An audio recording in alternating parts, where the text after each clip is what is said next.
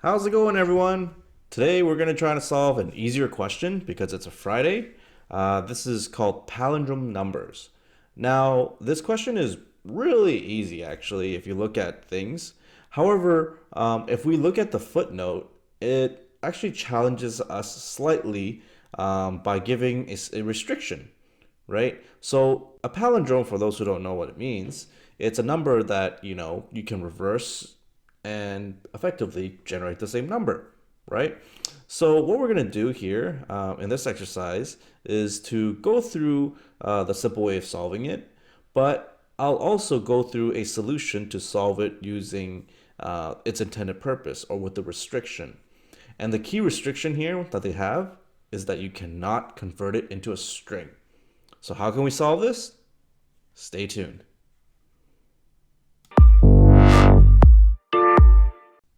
All right, first off, let's read the question.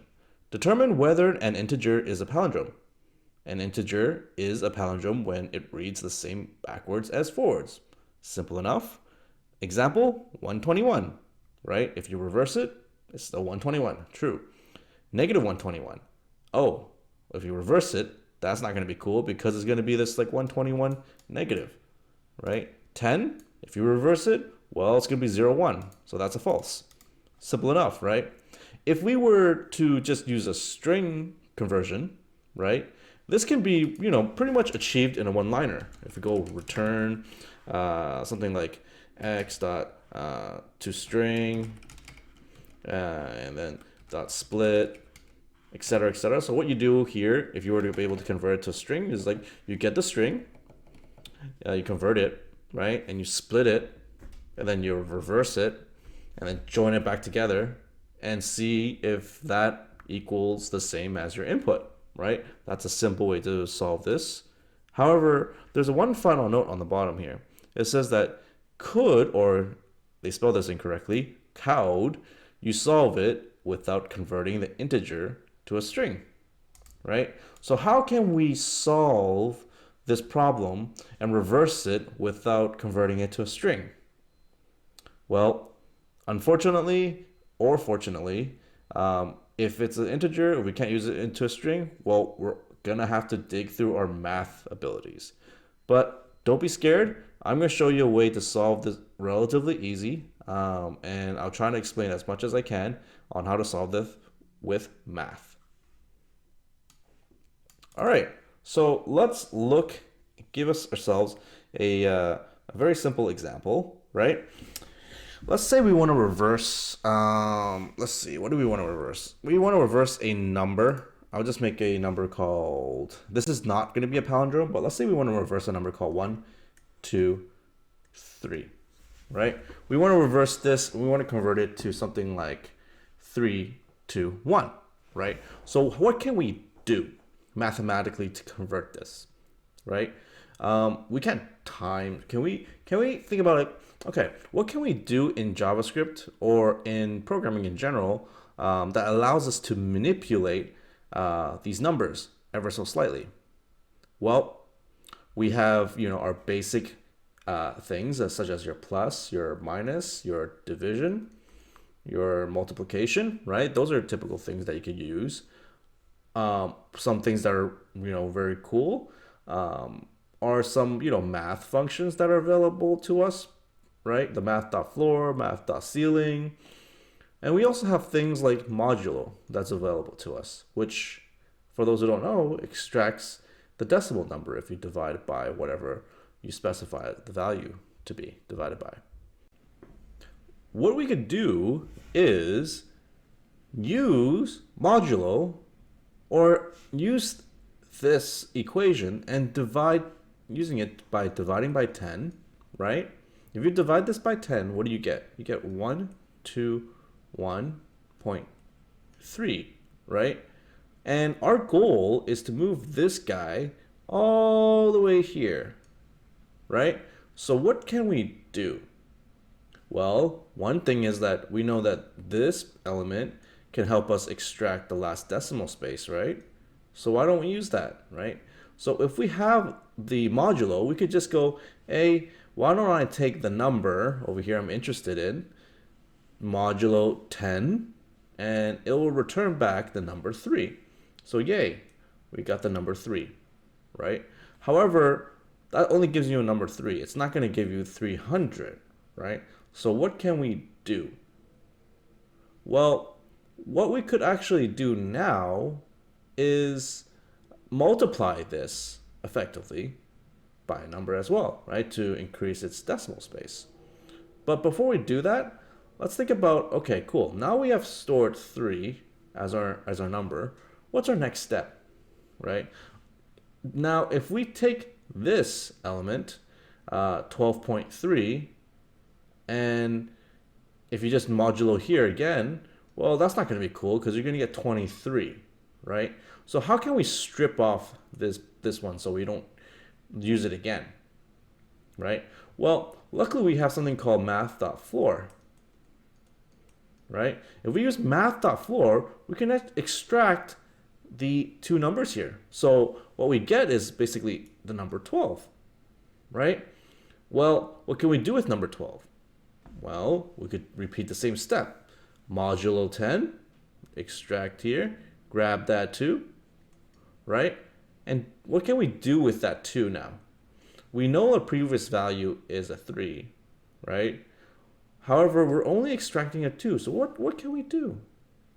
Well, one thing we can do is, well, this original number 3, we can multiply that by 10, right? So that would become 30. And then we add the number we just extracted from this operation, plus 2, will equal to 32. Cool. Now you see the pattern? Now, remember we were starting with 12? Remember what we had to do? Now we have to use the math.floor to only grab this element now at 1. And then, of course, you do this modulo, again, by 10, which is going to be 0.1, right? And the same, or actually, no, it's going to be 1 because 0.1 is the remainder, so it's going to be 1. And you take the 32. So what do you do in 32 to ensure that this is the last digit? Well, 32 times 10, right? Plus 1. So you're going to get 3, 2, 1. So that's like reversing this particular number without using string, right? Of course, this one's not really a palindrome, but I just want to illustrate the point here on how to reverse a number without using convert to string, split, reverse, and join. We could do it by this way. And it's just really all about, using the power of the number 10, math.floor, and modulos. So let's go into the code and try to solve this in a little bit more detailed manner, okay?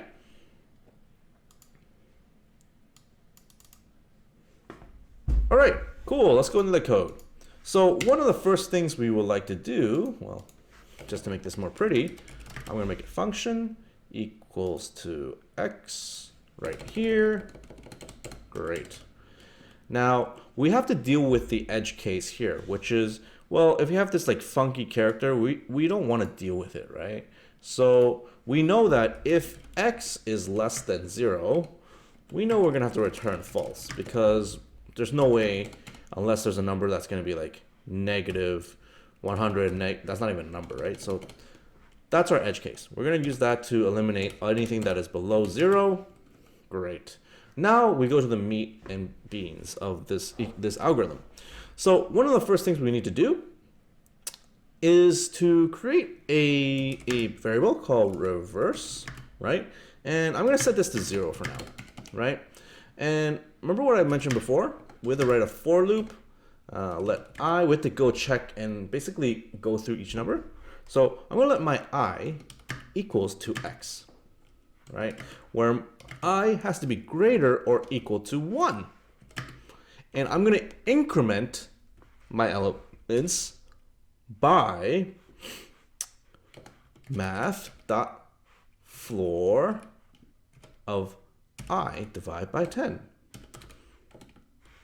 So what does this mean? It's effectively extracting, I'm only always extracting the things ahead of the decimal. And I forget about the decimal points, right? So I ensure that every time I iterate, I'm always extracting the integer value, or at least the the part that is above the decimal, right? To keep it in simple terms.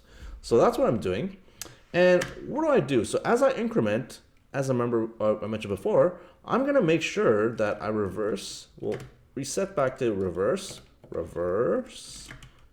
Remember I said times 10, right? And then I'm going to plus I modulo 10, right? So this is going to effectively give me, this element is going to give me the remainder element, right?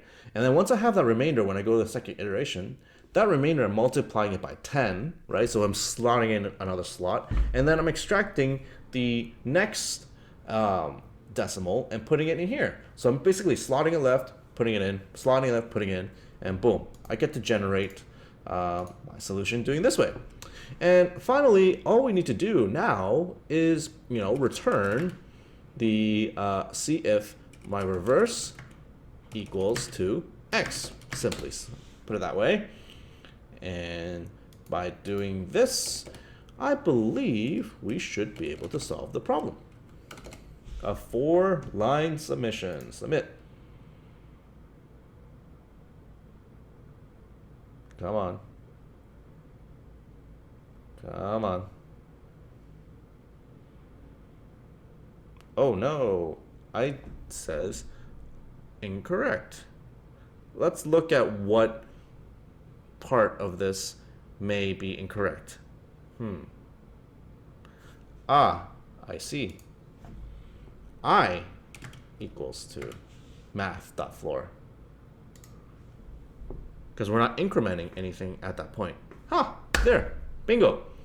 Now, hope this just shows you a little bit of, a little math twist. It really is a very simple question. If you wanted to solve it using like a string, it's simply just like x dot, to string, and then dot split, all these, like, people trying to make it all fancy, and then like dot reverse and dot join, not joint, wrong thing, join, and that should be equal to x or something, or whatever you set. Or you set this to a variable and then make it equal to that's the easy way to solve it.